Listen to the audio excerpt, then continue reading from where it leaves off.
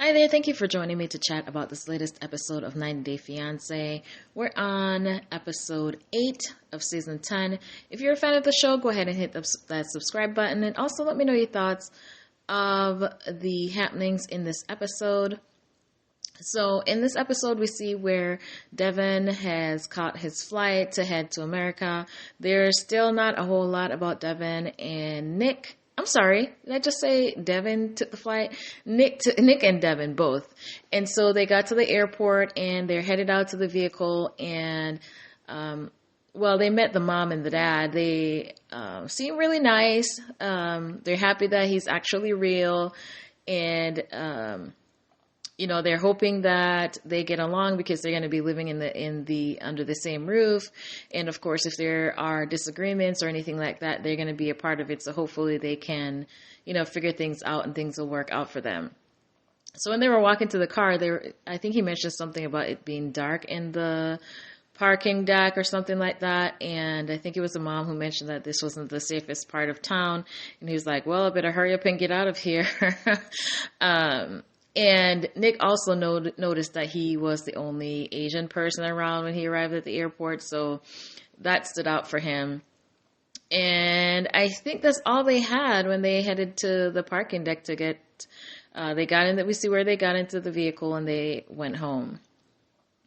With Gino and Yasmin, we see where Yasmin makes it home, and we see where Gino is making the little stepper for Coco to be able to hop up on the bed.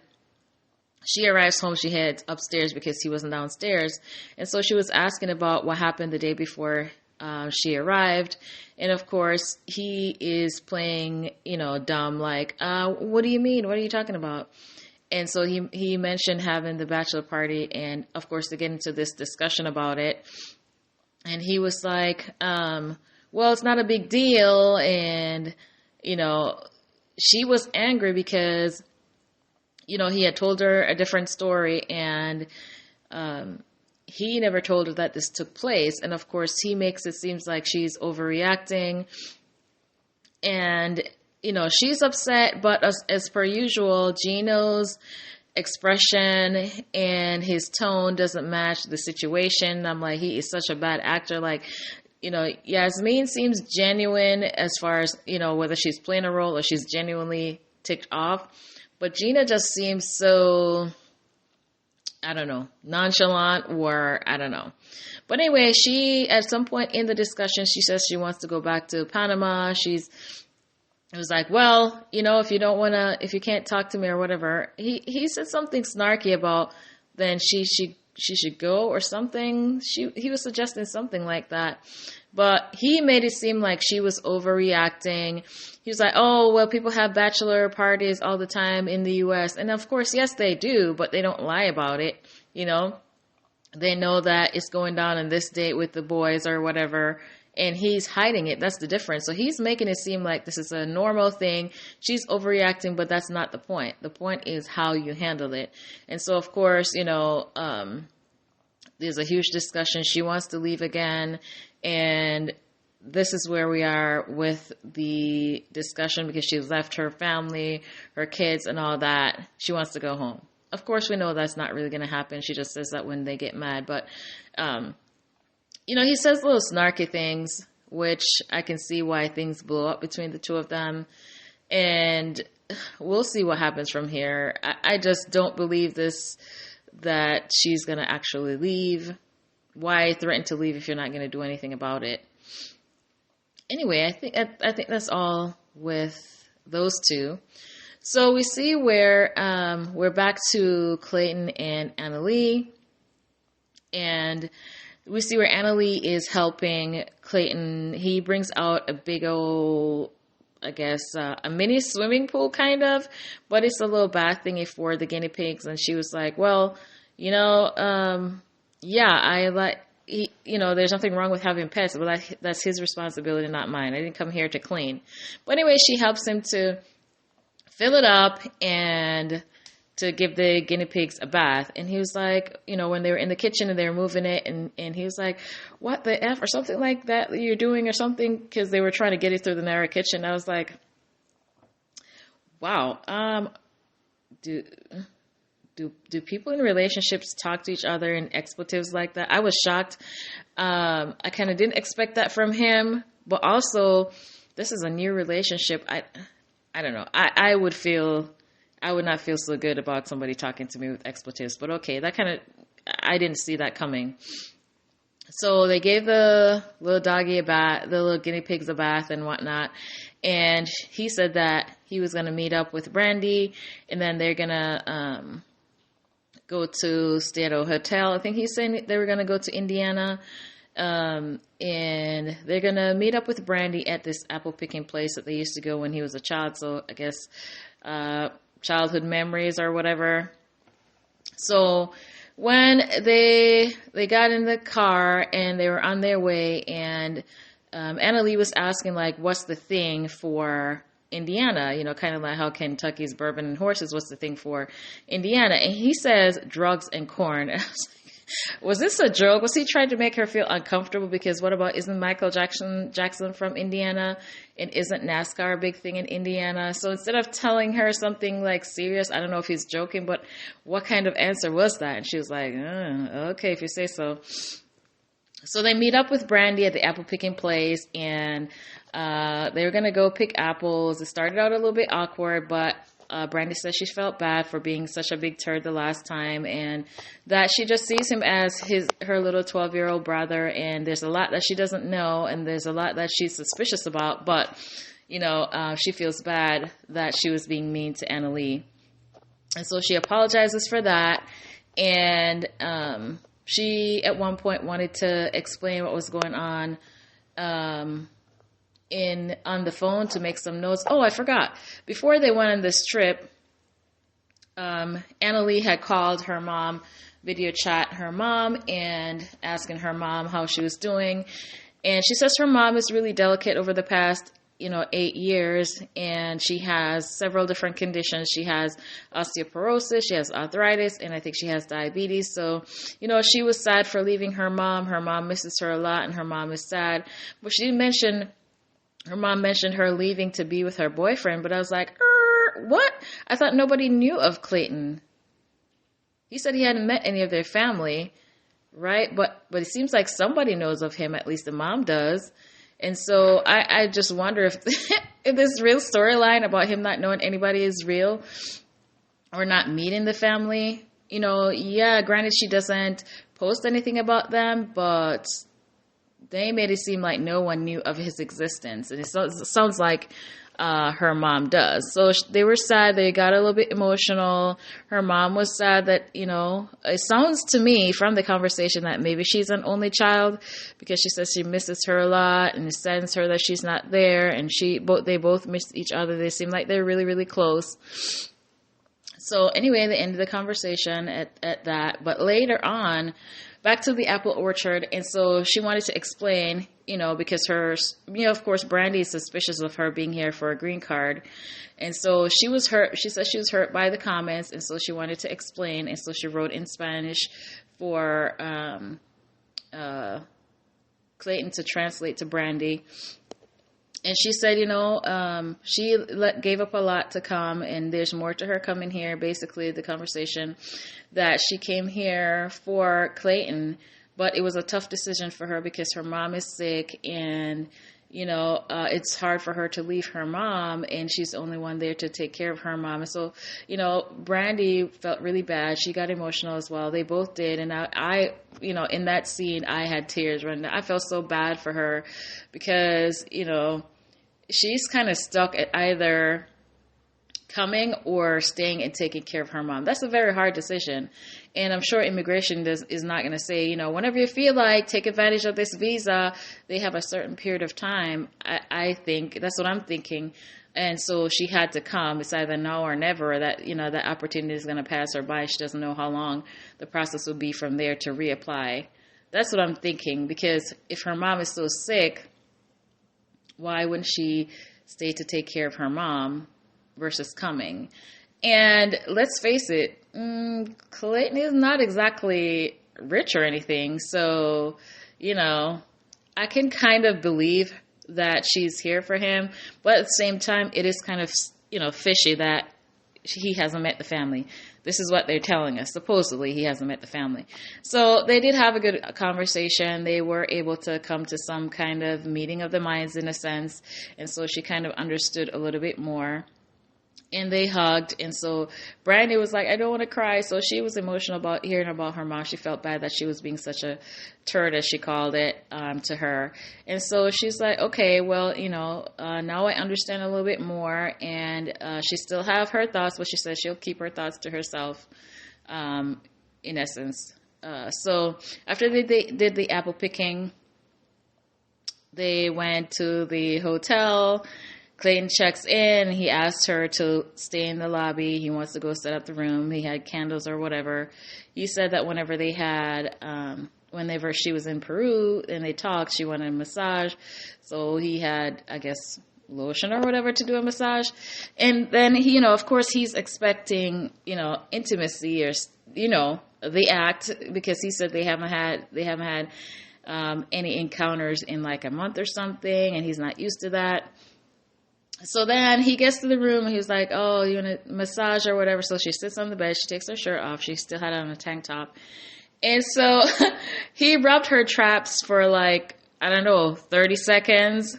And I was like, what kind of massage is that? The whole buildup of a massage, but then she's just sitting on the edge of the bed. And I was like, okay. And so then she was like, okay, but we're going to go to sleep. He was like, what? That's not fair.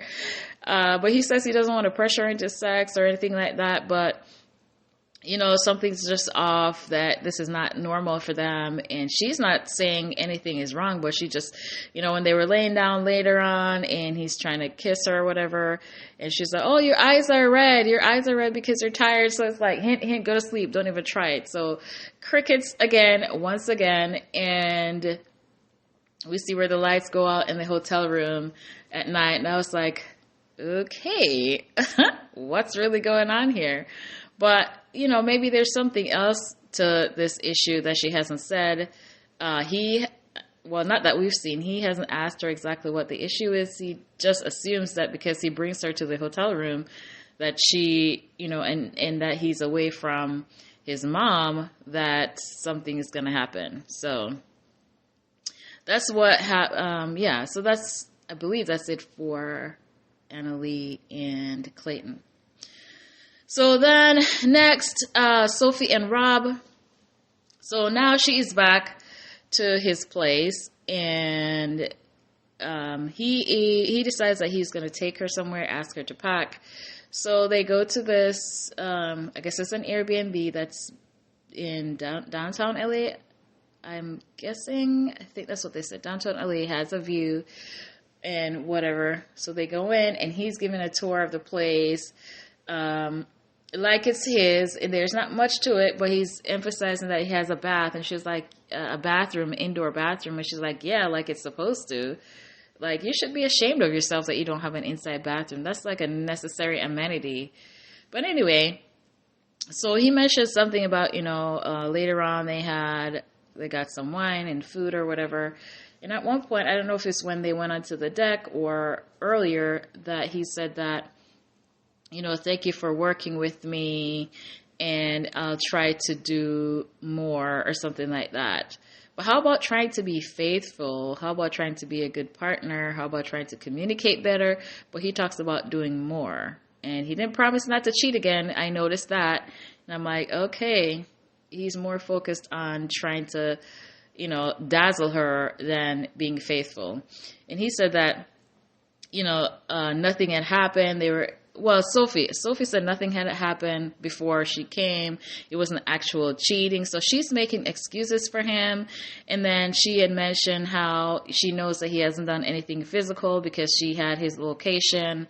Apparently they had shared location at one point 3 years ago, and he doesn't know that he's still publishing his location. She hasn't told him. But that is so naive, because you have his location and he might be at home doesn't mean he's not cheating. people can come to people's houses, or even if he's out and about for dinner or something, that doesn't mean he's not meeting somebody. So I thought that was a naive idea to think that because she knows the location that he's not cheating. You're not seeing what's going on. Anyway, so later she goes to a cafe. I think she said it was a brewery because she didn't have any privacy with Rob there. And so she called her mom, and her mom apparently is getting tickets. She said she could come next week or the week after or something like that. And so she wants to come to visit. And Sophie's saying how they didn't really get along just because sometimes she would get in arguments with Rob, and sometimes she would get in arguments with her mom. And so one or the other was always defending her against the other one. So she doesn't, so they weren't really getting along, but she's hoping they'll get along this time. And I was thinking to myself, like, what is the purpose of the mom coming here?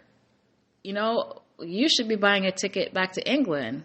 Why is your mom coming here? And where exactly is your mom going to stay?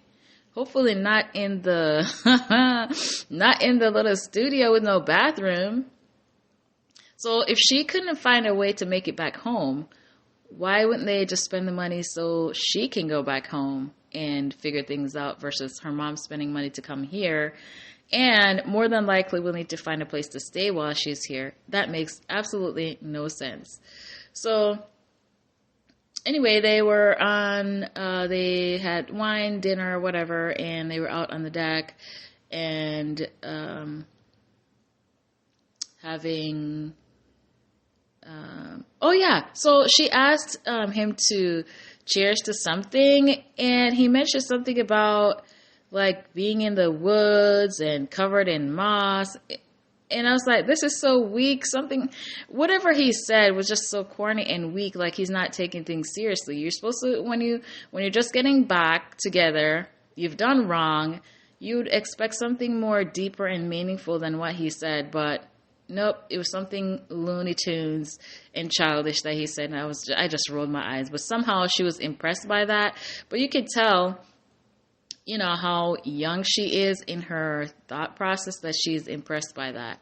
And by the fact that she feels like she knows he didn't physically cheat.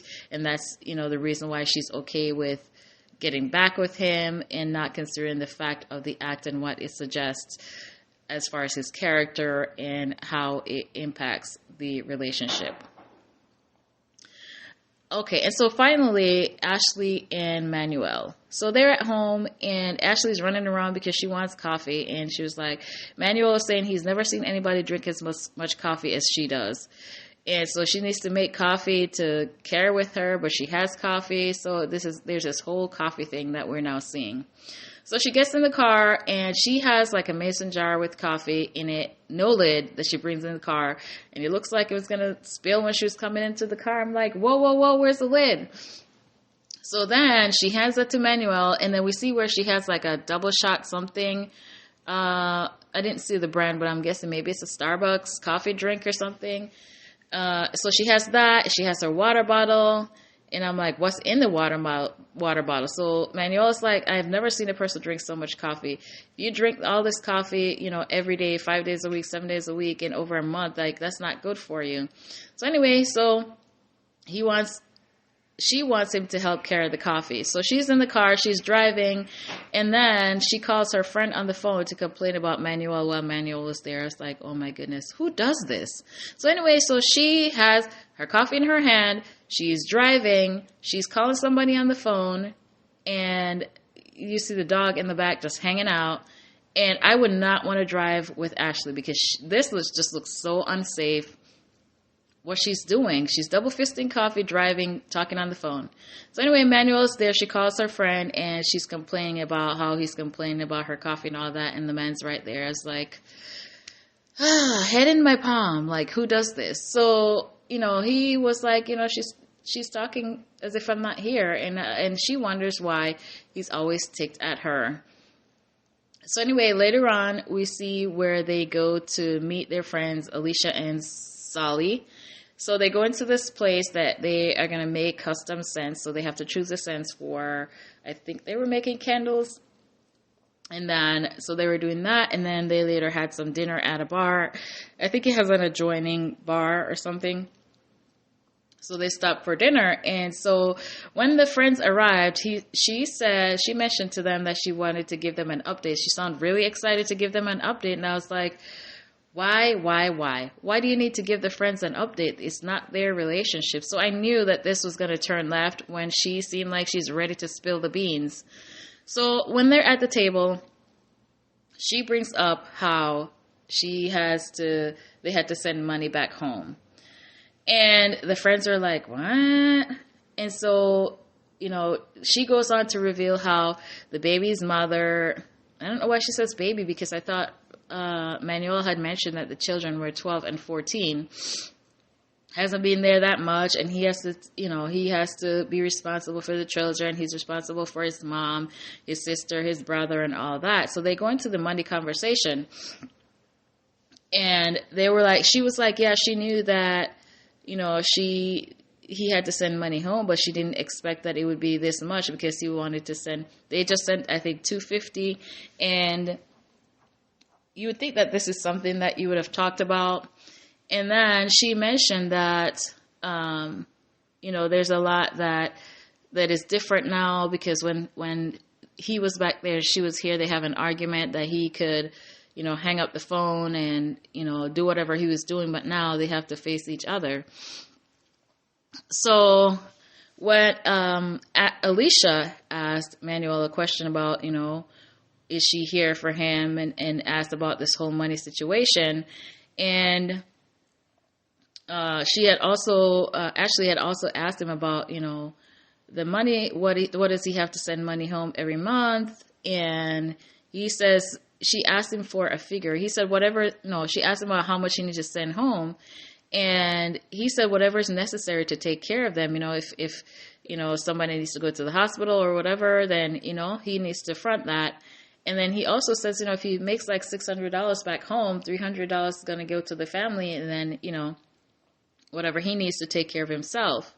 And so she insisted on a figure of what would be necessary each month to send back home to take care of the family. And he said about $300.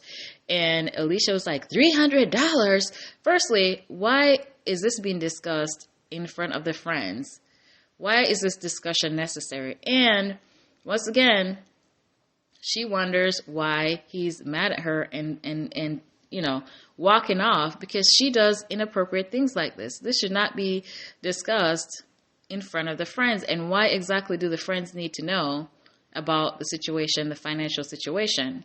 So Manuel says, he is, thinking that she would help him take care of this. And then until he starts working, of course, he will pay her back whatever he sent to the family. He will pay her back. But ultimately, this is a responsibility that he has. So I don't know if they haven't discussed this at all, but knowing that he can't work on this 90-day visa, how else is he supposed to take care of the family? If he's the sole person that's taking care of his, extended family, how would this work? I feel like they would have had to discuss this before he came, if he is the head of household for the entire family, knowing that he wouldn't be able to work. But we're under this impression, or the impression that Ashley's given us, that she didn't know anything about this, or she knew. She's saying that she didn't know that it would be this much. And I was like, you had to have known, because he's the only person who paid the bills for the family. So anyway, so the friend was like, why are you here? And so he eventually lost it with all the grilling and the inappropriate conversation that they're having. But anyway, he goes on to say that, she spends $100 to take the dog to the vet, $130, not to mention the money that she spends on coffee and all of that. But there's a huge issue with sending money to his family. And that made him angry because she wastes so much money. And so, I can kind of see where he's coming from. If the dog can have $130 a month and I'm asking for $200, let's say you can't do the $300, let's say it's $200, this is to support a human being versus an animal, but you'd rather spend it on the dog, which I understand the dog is important and just like family to her, but I can kind of see what he's saying. So ultimately he was like, I'm tired of this. He walks off and they're like, where are you going? Where are you going? And he's like, I'm walking home. So he left because of all the grilling and, you know what? I can understand it. There's no reason why the friends need to be involved this deeply into what's going on in the relationship.